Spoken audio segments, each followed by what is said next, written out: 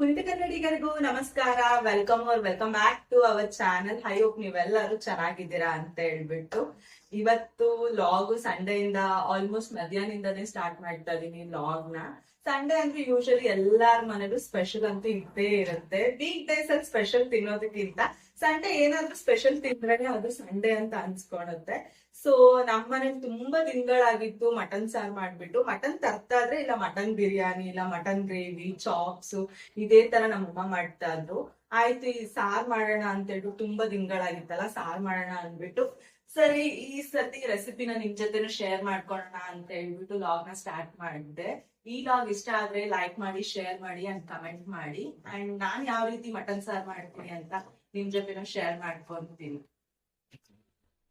ಒಂದೊಂದ್ಸತಿ last time ಅಷ್ಟೇ mutton ತರ್ಬೇಕಾದ್ರೆ ಕೊಬ್ಬುನ ನೋಡ್ಕೊಂಡ್ ತರ್ಬೇಕು, ಇಲ್ಲಾಂದ್ರೆ ಆಲ್ಮೋಸ್ಟ್ ಜಾಸ್ತಿ ಮಟನ್ ಅಲ್ಲಿ ಕೊಬ್ಬೆ ಕೊಟ್ಬಿಡ್ತಾರೆ. ಮಟನ್ ಗ್ರೇವಿಗೆ ಏನೋ ಹೊಡ್ಸ್ಕೊಂಡ್ ಬಂದಿದ್ದು, ನಾನ್ ಹೇಳ್ದೆ ಕೊಬ್ಬು ಹಾಕ್ಬಿಡಿ ಅಂತ, ಆದ್ರೂ ಅವ್ರು ತುಂಬಾನೇ ಕೊಬ್ಬು ಅಂದ್ರೆ ಫುಲ್ ಈ ತರ ಏನಂತಾರೆ ಈ ತರ ಮಾಂಸದಲ್ಲೇ ಕೊಬ್ಬು ಕೊಬ್ಬು ಕೊಬ್ಬು ಇತ್ತು. ಏಕೋ ಗ್ರೇವಿ ಅಷ್ಟೊಂದ್ ಟೇಸ್ಟೇ ಬಂದಿಲ್ಲ. ನಮ್ ಮನೇಲಿ ನಾನು ಏನಾದ್ರು ಲಾಗ್ ಮಾಡ್ಬೇಕಾದ್ರೇನೆ ಕಿರ್ಚ್ತಾ ಇರ್ತಾರೆ. ಇಲ್ಲ ಈಚೆ ಕಡೆ ಏನಾದ್ರು ಒಂದ್ ಸೌಂಡ್ ತರಕಾರಿ ಅವರೋ ಇಲ್ಲ ಏನಾದ್ರು ಒಂದು, ಇಲ್ಲ ಅವತ್ತೆಲ್ಲ ಏನೋ ಒಂದ್ ಕನ್ಸ್ಟ್ರಕ್ಷನ್ ಬೋರು ಇದೇ ತರ ಇರುತ್ತೆ. ಇವಾಗ ಅಷ್ಟೇ ಲಾಗ್ ಮಾಡ್ಬೇಕಾದ್ರೆ ನನ್ ತಂಗಿದೇನೋ ಚೈನ್ ಕಳ್ದೋಗಿದೆ, ಸಿಲ್ವರ್ ಚೈನ್ ಅಂತ, ಅದಕ್ಕೂ ಕಿರ್ಚ್ತಾಳೆ. ಕೊಬ್ಬನ್ ಮಾತ್ರ ಸಪರೇಟ್ ಆಗಿ ತಗೋತೀನಿ. ಬಿಕಾಸ್ ಮಟನ್ ತೊಳಿಬೇಕಾದ್ರೆ ನಾನ್ ಸ್ವಲ್ಪ ಅರ್ಶಿನ ಹಾಕೊಂಡ್ ತೊಳಿತೀನಿ.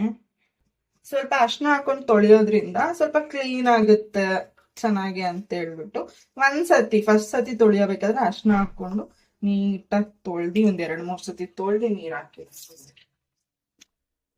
ನಮ್ಮ ಮನೆಯಲ್ಲಿ ಒಬ್ಬೊಬ್ರಿಗೂ ಒಂದೊಂದ್ ತರ. ನನ್ ತಂಗಿಗೆ ಆಲ್ಮೋಸ್ಟ್ ಚಿಕನ್ ಅಂದ್ರೇನೆ ಇಷ್ಟ. ಚಿಕನ್ ಅಲ್ಲಿ ಏನ್ ಐಟಮ್ ಮಾಡಿದ್ರು ತಿಂತಾಳ. ಬಟ್ ನಮ್ಮ ಮಮ್ಮಿ ನಮ್ ಪಪ್ಪ ಅಷ್ಟು ಚಿಕನ್ ಅಲ್ಲಿ ಏನ್ ಮಾಡಿದ್ರು ತಿನ್ನಲ್ಲ. ಇವಾಗ ನಾನ್ ವೆಜ್ ಏನೇ ಮಾಡ್ಬೇಕಂದ್ರೆ ಎರಡೆರಡು ಮಾಡ್ಬೇಕಿಲ್ಲ, ಚಿಕನ್ ಅಂದ್ರಲ್ಲಿ ಮಾಡ್ಬೇಕು, ಮಟನ್ ಅಲ್ಲೂ ಏನಾದ್ರು ಮಾಡ್ಬೇಕು. ಬಟ್ ಈಗ ಸ್ಕೂಲ್ ಮಟನ್ ಸಾರ್ ಒಂದೇ ಮಾಡ್ತಾ ಇದೀನಿ. ಬೇಸಿಗೆ ಕಾಲದಲ್ಲಿ ಎಷ್ಟಂತ ಚಿಕನ್ ತಿಂದ್ರೇನು ಚಿಕನೇ ತಿಂತಾರೆ, ಫುಲ್ಲು ಹೀಟು. ಅದು ಇವಾಗ ಬೇಸಿಗೆ ಎಷ್ಟಿದೆ, ಬಿಸಿಲಂತೂ ತುಂಬಾನೇ ಇದೆ. ಇದ್ರಲ್ಲಿ ಇನ್ನ ಚಿಕನ್ ಅಂತೂ ಲಾಸ್ಟ್ ಫ್ರೈಡೆ ಏನೋ ಚಿಕನ್ ಗ್ರೇವಿನೂ ಮಾಡಿದ್ರು, ಅದಕ್ಕೆ ಬೇಡ ಅಂದ್ಬಿಟ್ಟು ಮಟನ್ ಅಲ್ಲೇ ಮಟನ್ ಗ್ರೇವಿ ಮಾಡೋಣ ಅಂದ್ಬಿಟ್ಟು, ಇಲ್ಲ ಮಟನ್ ಸಾರ್ ತರ.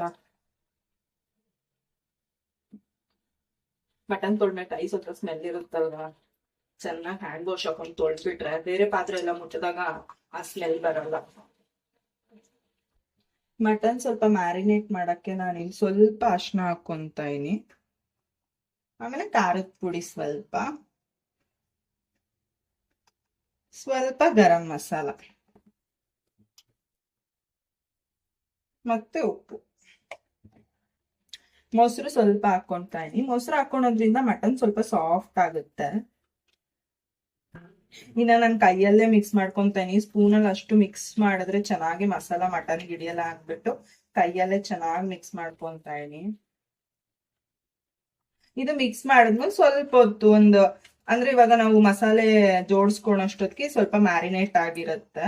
ಒಂದ್ 20 ನಿಮಿಷ ಇಲ್ಲ ಟೈಮ್ ಇದ್ರೆ ಒಂದ್ ಅರ್ಧ ಅವರ್ ಇದನ್ನ ಚೆನ್ನಾಗಿ ಮ್ಯಾರಿನೇಟ್ ಆಗಕ್ ಬಿಟ್ರೆ ಮಟನು ಸಾಫ್ಟ್ ಆಗುತ್ತೆ. ಅಂಡ್ ಸಾಂಬಾರು ಅಷ್ಟೇ ತುಂಬಾ ಡಿಫ್ರೆಂಟ್ ಆಗಿ ಟೇಸ್ಟ್ ಕೊಡುತ್ತೆ. ನಾವು ಇವಾಗ ಅಂದ್ರೆ ಎಲ್ಲ ಹುರ್ಕೊಂಡು ಮಾಡೋದ್ರಿಂದ ಈ ತರ ಮ್ಯಾರಿನೇಟ್ ಮಾಡಿ ಮಾಡಿದ್ರೆ ಇನ್ನ ಚೆನ್ನಾಗಿ ಟೇಸ್ಟ್ ಕೊಡುತ್ತೆ. ನಾನ್ ಸ್ವಲ್ಪ ಮಸಾಲೆನ ಮಟನ್ಗೆ ಲೈಟ್ ಆಗಿ ಹಾಕೊಂಡಿದ್ದೀನಿ, ಯಾಕಂದ್ರೆ ಇವಾಗ ಹುರಿದು ಬಿಟ್ಟು ಫ್ರೈ ಮಾಡಿ ಅದನ್ನು ಪುಡಿ ಮಾಡ್ಬೇಕಲ್ಲ, ಅದ್ರಲ್ಲೂ ಖಾರ ಜಾಸ್ತಿ ಆಗುತ್ತೆ ಅಂತ ಹೇಳ್ಬಿಟ್ಟು ನಮ್ಮನೇಲಿ ಸ್ವಲ್ಪ ಖಾರ ಕಮ್ಮಿ ತಿನ್ನೋದ್ರಿಂದ ಸಾಕು ಇಷ್ಟು ಮಾತ್ರ ಲೈಟ್ ಆಗಿ ಮಸಾಲೆ ಹಾಕೊಂಡಿದ್ದೀನಿ ಅಷ್ಟೇ ಮಟನ್ಗೆ.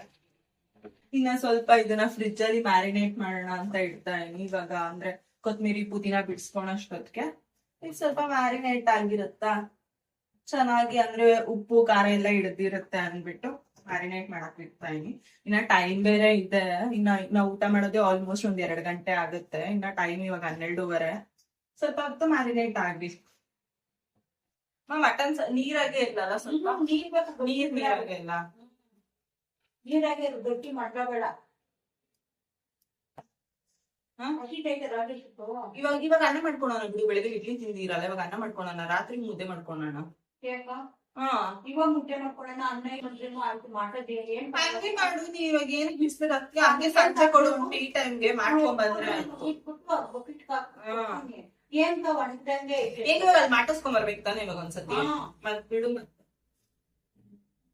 ಪುದೀನ ಸ್ವಲ್ಪನೇ ಹಾಕ್ತೀನಲ್ಲಮ್ಮ ಇಲ್ಲ ಜಾಸ್ತಿ ಹಾಕ್ಬಿಡು, ಅದೇ ಸ್ಮೆಲ್ ಬರುತ್ತೆ. ಸ್ವಲ್ಪ ಟೊಮೆಟೊ ಇಟ್ಟಾಕ್ತೀಯ 3 ಟೊಮೆಟೊ ಹಾಕಿದ್ದೀನಿ ದಪ್ಪನಪ್ಪ 3 ಹಾಕಿ ಚೆನ್ನಾಗಿರುತ್ತೆ. ಈ ತರ. ಎರಡು 3 ಹಾಕು. ಒಂದ್ ಬೆಳ್ಳುಳ್ಳಿನ ಒಂದು ಸ್ವಲ್ಪ ಹಾಕು. ದಪ್ಪ ಡಟ್ಟ ಒಂದು ಹಾಕು.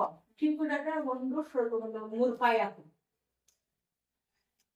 ಸಾಕಲ್ಲ ಪುದೀನ 3 ರೂಪಾಯಿ 4 ರೂಪಾಯಿ ಹಾಕಿ ಸಾಕ ಎಷ್ಟು ಸಾಕು ಪುದೀನ ಜಾಸ್ತಿ ಬೇಡ. ಅಷ್ಟು ತೆಗಿ ಕೊತ್ತಂಬರಿ ಸ್ವಲ್ಪ ಒಂದಷ್ಟು ಕಾಯಿ ಎಲ್ಲ ಹಾಕ್ಬಿಡು.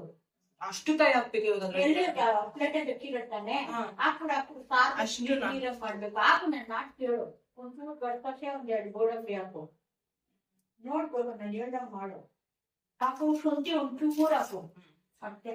ಅದ್ರಾಗ ಹಾಕ್ತೀನಿ ಅಂದಲ್ಲ ಜಾಸ್ತಿ ಹಾಕ್ಬೇಡ. ವೆಜ್ ಅಲ್ಲ ಅಂದ್ರೆ ಸ್ವಲ್ಪ ಕನ್ಫ್ಯೂಷನ್ ನನ್ಗೆ ಎಷ್ಟ್ ಹಾಕ್ಬೇಕು ಏನು ಅಂತ ಹೇಳ್ಬಿಟ್ಟು ಅವಾಗ ನಮ್ಮ ಅಮ್ಮನ್ ಕೇಳಿದ್ರೆ ಕರೆಕ್ಟ್ ಆಗಿ ಹೇಳ್ತಾರಪ್ಪ. ಈರುಳ್ಳಿ ಹೆಚ್ಚೋದೇ ಒಂದ್ ದೊಡ್ಡ ಇದು ನಮ್ಗೆ. ಚಿಕ್ಕ ತೆಗೆದ್ ಕಣ್ಣಲ್ಲಿ ನೀರ್ ಬರುತ್ತ.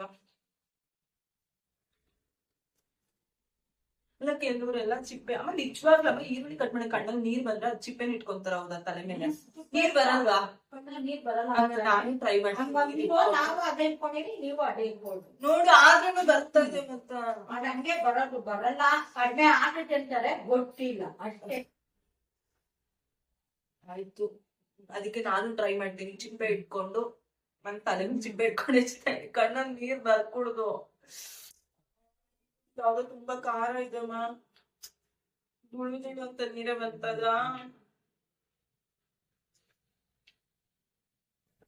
ಆಮೇಲೆ ಈರುಳ್ಳಿ ಒಂದಾದ್ರೆ ಅರ್ಧ ಅದಕ್ಕೆ ಹಾಕು ಅರ್ಧ ಒಗ್ಗರಣೆ ಹಾಕು. ಧನಿಯಾ ಪುಡಿ ಬೇಕು ಪೂಜಾ 4 ಸ್ಪೂನ್ ಇಡು. ಇನ್ನೊಮ್ಮ ಫಸ್ಟ್ ಕಣ್ಣಲ್ಲಿ ನೀರ್ ತುಂಬಾ ತುಂಬಾ 4 ಸ್ಪೂನು. ಸರಿ ನನ್ಗೆ ಅಡ್ಗೆ ಮಾಡುವಾಗ ಏನು ಬೇಜಾರಾಗಲ್ಲ. ಎಷ್ಟು ಬೇಕಾದ್ರೆ ತರಕಾರಿ ಹೆಚ್ಚತೀನಿ, ಇಲ್ಲ ಪುದೀನ ಬಿಡ್ಸೋದು, ಬೆಳ್ಳುಳ್ಳಿ ಬಿಡ್ಸೋದು ಎಲ್ಲ ಮಾಡ್ತೀನಿ. ಬಟ್ ಈರುಳ್ಳಿ ಚಿಪ್ಪೆ ತೆಗಿಯೋದಿದೆಯಲ್ಲ ನನ್ ನಿಜವಾಗ್ಲೂ ಕಣ್ಣು ಬಂದ್ಬಿಡ್ತು. ಕೆಲವ್ರು ಹೇಳ್ತಾರೆ ತಲೆ ಮೇಲೆ ಚಿಪ್ಪೆ ಇಟ್ಕೊಂಡು ಈರುಳ್ಳಿ ಬಿಡ್ಸ್ರೆ ಕಣ್ಣಲ್ಲಿ ನೀರ್ ಬರಲ್ಲ, ಇಲ್ಲ ಬಿಡ್ಸಾದ್ಮೇಲೆ ಸ್ವಲ್ಪ ನೀರ್ ಹಾಕಿದ್ರೆ ಹೆಚ್ಚಬೇಕಾದ್ರೆ ನೀರ್ ಬರಲ್ಲ ಅಂತ. ಬಟ್ ನನ್ಗೆ ಯಾವಾಗ್ಲೂ ಈರುಳ್ಳಿ ಹಚ್ಬೇಕಾದ್ರೆ ಈ ತರ ಕಣ್ಣಲ್ಲಿ ದುಳು ಅಂತ ನೀರ್ ಬರ್ತಾನೆ ಇರುತ್ತೆ.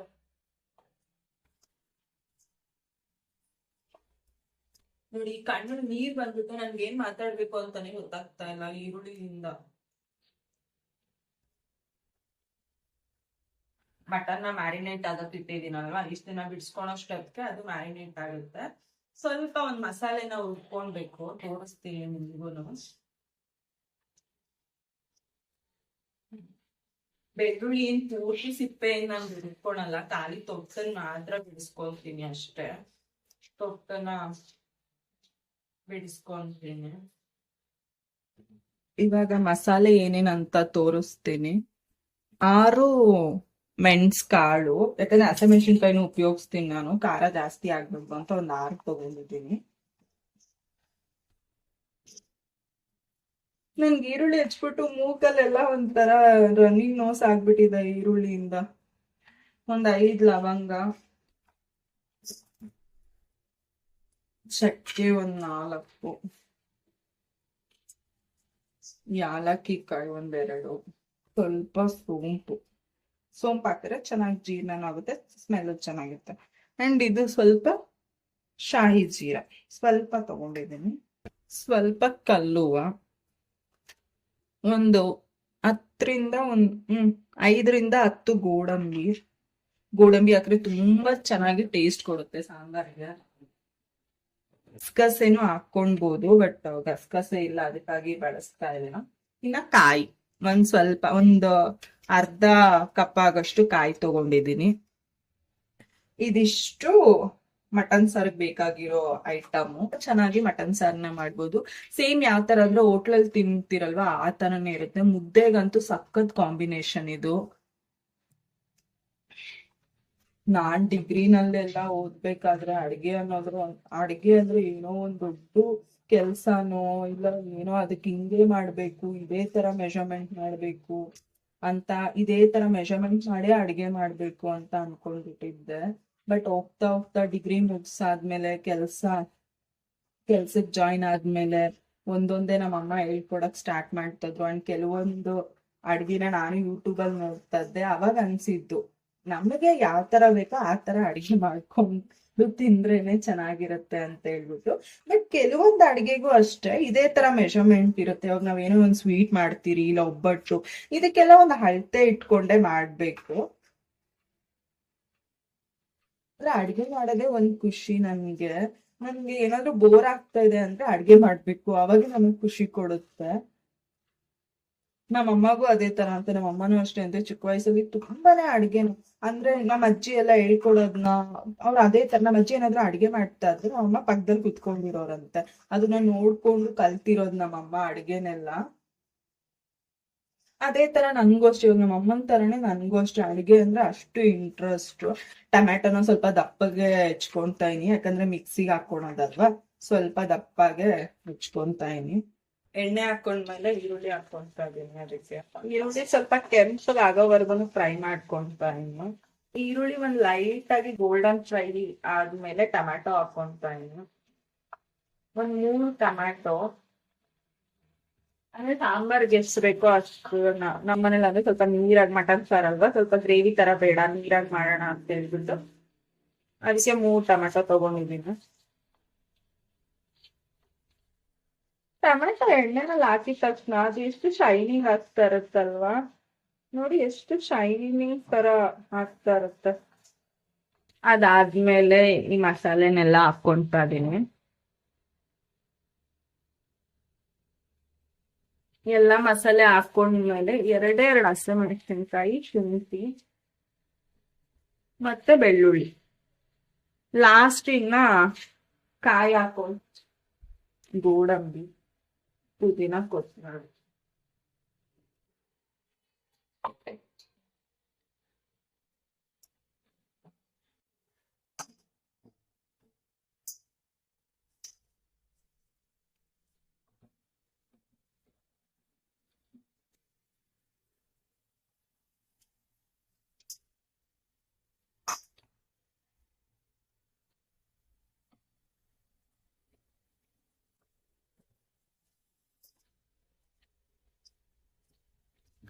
ಈರುಳ್ಳಿ ಚೆನ್ನಾಗಿ ಫ್ರೈ ಆದ್ಮೇಲೆ ಮಟನ್ ಮ್ಯಾರಿನೇಟ್ ಮಾಡಿಟ್ಟಿದ್ನಲ್ವಾ ಅದನ್ನ ಹಾಕೊಂತಾ ಇದೀನಿ.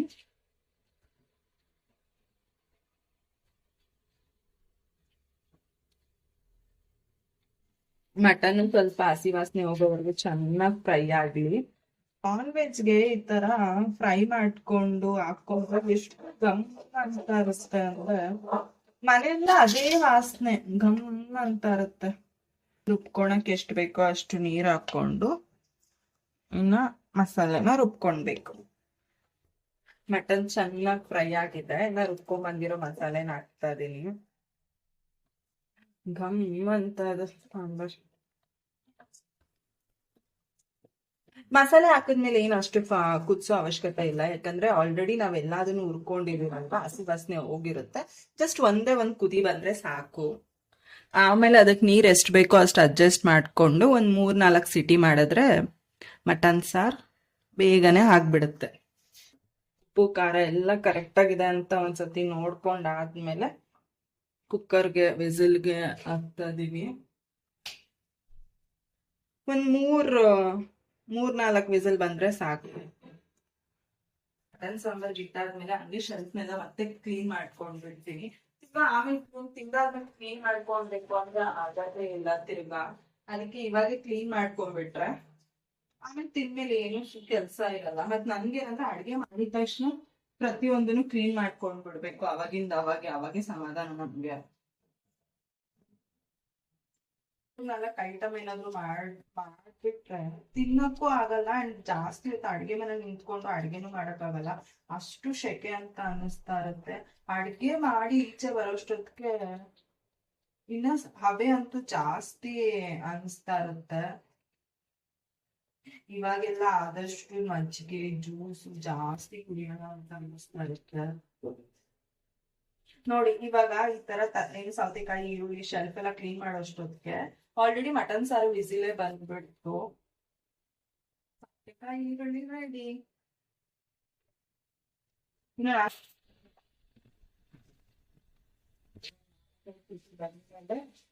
ಕುತ್ಕೊಂಡು ಊಟ ಮಾಡಿ ಸಂಡೆ ಸ್ಪೆಷಲ್ ಇಷ್ಟೇ. ಬೆಳಗ್ಗೆ ಲೇಟ್ ಆಗಿ ಎದ್ದಾಳು, ಆಲ್ಮೋಸ್ಟ್ ಎದ್ದಾಡೋಷ್ಟೊತ್ತಿಗೆ ಒಂದು 9:30-10 ಗಂಟೆ ಆಗಿರುತ್ತೆ. ಆಮೇಲೆ ಟಿಫನ್ ಏನಾದ್ರು ಮಾಡು, ತಿನ್ನು, ತಿರ್ಗಾ ಮನೆ ಕೆಲಸ ಅಂತೂ ಇದ್ದೇ ಇರುತ್ತೆ. ಅಲ್ಲೊಂದ್ ಸ್ವಲ್ಪ ಕ್ಲೀನ್ ಮಾಡು, ಇನ್ನೊಂದ್ ಸ್ವಲ್ಪ ಕ್ಲೀನ್ ಮಾಡು ಅಂತ. ಆಮೇಲೆ ಏನಾದ್ರು ನಾನ್ ವೆಜ್ ತಗೊಂಬ, ಮಾಡು, ತಿನ್ನು, ಮನ್ಕೋ. ಇಷ್ಟೆಲ್ಲ ಕೆಲಸ ಮಾಡೋಷ್ಟಕ್ಕೆ ಆಲ್ಮೋಸ್ಟ್ ಒಂದ್ 5 ಗಂಟೆ ಆಗ್ಬಿಟ್ಟಿರುತ್ತೆ. ಇನ್ನೇನ್ 5 ಗಂಟೆಯಿಂದ ಆಮೇಲೆ ಎಲ್ಲಾದ್ರೂ ಸ್ವಲ್ಪ ವಾಕ್ ಹೋಗು, ಇಲ್ಲ ಈಚೆ ಹೋಗು, ಆಮೇಲೆ ಇನ್ನೊಂದು ತರಕಾರಿ ತಗೊಂಬ ಅನ್ನೋಷ್ಟೊತ್ತಿಗೆ ಸಂಡೆ ಮುಗ್ದೋಯ್ತು. ಇನ್ನ ನೆಕ್ಸ್ಟ್ ಸಂಡೆವರೆಗೂ ವೇಟ್ ಮಾಡ್ಬೇಕು ತನಕ. ಅದೇ ವೀಕ್ ಡೇಸ್ ಅಲ್ಲಿ ಹೋಗಲ್ಲ, ಟೈಮೇ ಹೋಗಲ್ಲ. ಅದು 1 hour ಬಿಟ್ಟು ನೋಡಿದ್ರೇನು ಒಂದು ಅರ್ಧ ಅವರ್ ಆಗಿರುತ್ತೆ ಅಷ್ಟೇ. ಬಟ್ ಸಂಡೆ ಮಾತ್ರ ಎಷ್ಟು ಬೇಗ ಹೋಗುತ್ತೆ ಅಂದ್ರೆ ಅಷ್ಟು ಬೇಗ ಹೋಗಿರುತ್ತೆ.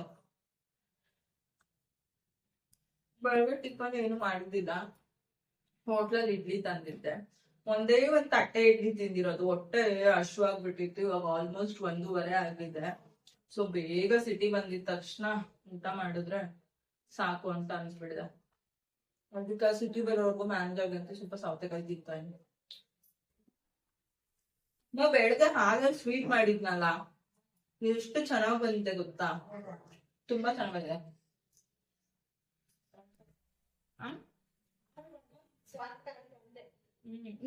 ರವೆ ಹಾಕ್ಬಿಟ್ಟು ಮಾಡೋ ಅಂತ ಆತರ ಮಾಡಿಲ್ಲ. ಬೆಲ್ಲ ಇತ್ತಲ್ಲ, ಬೆಲ್ಲ ಯಾಲಕ್ಕಿ ಪೌಡರು.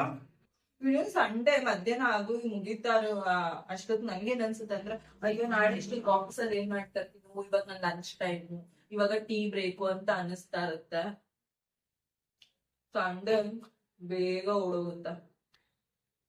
ನಮ್ಗೆ ಒಂದೊಂದ್ಸತಿ ಅನ್ಸುತ್ತೆ, ನಾವು ಮನೆ ಹತ್ರನೇ ನಿಯರ್ ಬೈ ಕೆಲಸ ಮಾಡ್ತಾ ಇದ್ರೇನು ಈ ತರ ನಮ್ಗೆ ಫೀಲ್ ಆಗ್ತಾ ಇರುತ್ತೆ. ಬಟ್ ಕೆಲವ್ರು ಪಾಪ PG ಅಲ್ಲಿ ಇರ್ತಾರೆ, ಅಂಡ್ ಅಪ್ಪ ಅಮ್ಮ ಬಿಟ್ಟು ಬಂದಿರ್ತಾರೆ. ಅವ್ರು ತಿಂಗ್ಳು ಒಂದೇ ಸತಿ ಊರ್ಗ್ ಹೋಗ್ತಾ ಇರ್ತಾರೆ, ಇಲ್ಲ ರಜೆ ಸಿಕ್ತಾಗ ಊರ್ಗ್ ಹೋಗ್ತಾ ಇರ್ತಾರೆ. ಅವ್ರಿಗೆಲ್ಲ ಪಾಪ ಅದೆಷ್ಟು ಅವ್ರ ಪೇರೆಂಟ್ಸ್ನೆಲ್ಲ ಮಿಸ್ ಮಾಡ್ಕೊಂತಾರೋ. ನಾವ್ ಎಲ್ಲೇ ಇರ್ಲಿ, ಎಷ್ಟೇ ದೂರ ಇರ್ಲಿ, ಮನೆ ತರ ಫೀಲು ಬೇರೆ ಕಡೆ ಸಿಗಲ್ಲ ಅಲ್ಲಮ್ಮ. ಅಲ್ಲ ನಮ್ಮ ಅಮ್ಮನ್ಗೆ ಏನಂದ್ರೆ ಮನೆ ತುಂಬಾ ಜನ ಇರ್ಬೇಕು. ಇವಾಗ ನಮ್ಮ ಅಮ್ಮನ್ಗೆ ಇವಾಗ ಸಂಡೆ ಹೊತ್ತು ನಾನು ನನ್ ತಂಗಿ ಇರ್ತೀರಾ, ಆಮೇಲೆ ನಾವಿಬ್ರು, ನಾನ್ ಇವಾಗ ಕೆಲ್ಸಕ್ಕೆ ಹೋಗ್ಬಿಡ್ತೀನಿ, ಅವಳು ಅಷ್ಟೇ ಇದಕ್ ಹೋಗ್ಬಿಡ್ತಾಳ. ನಮ್ಮ ಅಮ್ಮಗೆ ಏನಂದ್ರೆ ನಾನು ಒಬ್ಳೇ ಇರ್ತೀನಿ ಅಂತ ಫೀಲ್ ಆಗ್ತಾ ಇರುತ್ತೆ. ಅವ್ರಿಗೆ ಸಂಡೆ ಇನ್ ಕೇಸ್ ನಾನ್ ನನ್ ತಂಗಿ ಎಲ್ಲಾದ್ರೂ ಈಚೆ ಹೋಗ್ತೀನೋ ಅವ್ರಿಗೆ ಕೋಪ ಬರುತ್ತೆ. ಯಾವಾಗ ಸೋಮವಾರದಿಂದ ಶನಿವಾರದವರೆಗೂ ಆಫೀಸು, ಆ ಕೆಲ್ಸ ಈ ಕೆಲ್ಸ ಅಂತ ಈಚೆ ಹೋಗ್ತಾ ಇರ್ತೀರಾ, ಸಂಡೆ ಅಟ್ಲೀಸ್ಟ್ ನನ್ ಜೊತೆಗೆ ಇರ್ಬೇಕು ತಾನೆ ಅಂತ ಹೇಳ್ತಾ ಇರ್ತಾರೆ. ಬಟ್ ಆದ್ರೇನು ಒಂದೊಂದ್ಸತಿ ಏನ್ ಮಾಡ್ತೀರ ಅಂದ್ರೆ, ನಾನ್ ನನ್ ತಂಗಿ ಎಲ್ಲಾದ್ರೂ ಹೋಗ್ಬೇಕಂದ್ರೆ ಸಂಡೇನೆ ಪ್ಲಾನ್ ಮಾಡಿರ್ತೀವಿ ಹೋಗ್ಬೇಕು ಅಂತ ಹೇಳಿ.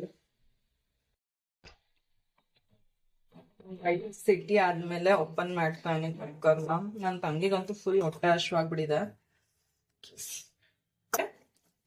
ನಾನು ಕೊಬ್ಬನ ಹಾಕೊಂತೀನಿ. ಫಸ್ಟೇ ಹಾಕೊಂಡ್ಬಿಟ್ರೆ ಸಾಂಬಾರೆಲ್ಲ ಕೊಬ್ಬು ಮತ್ತೆ ತಿಂದಾದ್ಮೇಲೆ ನಾಲ್ಗೆ ಅಂದ್ರೆ ನಾಲ್ಗೆ ಹತ್ರ ಎಲ್ಲ ಒಂಥರ ತುಂಬಾ ಕೊಬ್ಬು ತರ ಫೀಲ್ ಆಗ್ತಾ ಇರುತ್ತೆ. ಸೊ ನಾನು ಸಾಂಬಾರ್ ಕುದಿಯೋವಾಗ ಕೊಬ್ಬನ ಸೇರಿಸ್ಕೊಂತೀನಿ. ಇನ್ನ ಲಾಸ್ಟ್ ಅಲ್ಲಿ ಕೊತ್ಮೀರಿನ ಹಾಕೊಂತಾ ಇದೀನಿ. ಕೊತ್ಮೀರಿ ಎಷ್ಟು ಅಡ್ಗೆಗೆ ಉಪಯೋಗಿಸ್ತಿರೋ ಅಷ್ಟು ಒಳ್ಳೇದು.